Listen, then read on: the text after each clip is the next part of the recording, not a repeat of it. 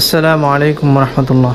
আজকে আমি আপনাদের সাথে যে হাদিসটা শেয়ার করব এটা মুসলিম শরীফের হাদিস, এবং এই হাদিসটা আমি মানুষের সাথে যখনই দেখা সাক্ষাৎ হয় বা কোরআন হাদিস নিয়ে আলোচনা হয় তখন চেষ্টা করি অন্যান্য হাদিসের পাশাপাশি এই হাদিসটাও মানুষের সাথে শেয়ার করার জন্য, যাতে করে এই হাদিস সম্পর্কে যারা জানে না তারাও যাতে এই হাদিসটা সম্পর্কে জানতে পারে। আল্লাহ রাসূল সাল্লাল্লাহু আলাইহি ওয়াসাল্লাম বলেছেন, আমি আমার উম্মতের ওই সমস্ত লোকদের সম্পর্কে জানি যারা কিয়ামতের দিন হাসরের ময়দানে উঁচু উঁচু পাহাড় সমান নেকি নিয়ে আসবে, সওয়াব নিয়ে আসবে, আমলনামা ভরপুর সওয়াব নিয়ে আসবে।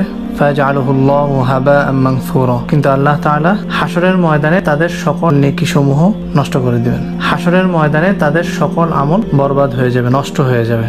তখন সাহাবারা সবাই আতঙ্কিত হয়ে গেল, ভয় পেয়ে গেল যে আমরাও কি তাদের অন্তর্ভুক্ত হব নাকি। তখন আল্লাহ রাসূল সাল্লাল্লাহু আলাইহি ওয়াসাল্লাম বললেন, তারা তোমাদের মতোই মানুষ হবে, তোমাদের মতোই আমল করবে এবং তারা তোমাদের মতোই মানুষের সাথে লেনদেন করবে, কিন্তু ইদা খলাউ বিমাহারিমিল্লাহ, যখন তারা একাকী হবে, ইনতাহাকুহা, তখন তারা কি হবে? বিভিন্ন হারাম কাজে লিপ্ত হয়ে যাবে।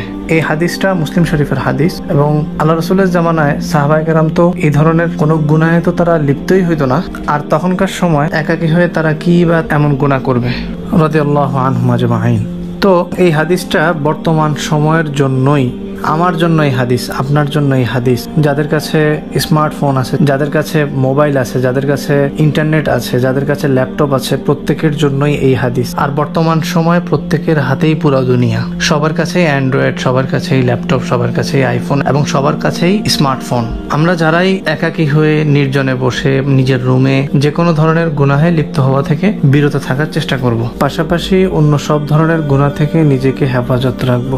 নির্জনে, গোপনে কিংবা প্রকাশ্যে যত ধরনের গুনাহ আমরা ইতিপূর্বে করেছি, আল্লাহ তাআলার কাছে সেগুলোর জন্য তওবা করব এবং পরবর্তী সময় থেকে সেগুলো থেকে বিরত রাখবো নিজেকে। আশরাফ আলী থানভী রহমতুল্লাহ আলাইহি বলেন, একজন মানুষের গুনাহ থেকে বিরত থাকার জন্য একটা কাজ করাই যথেষ্ট।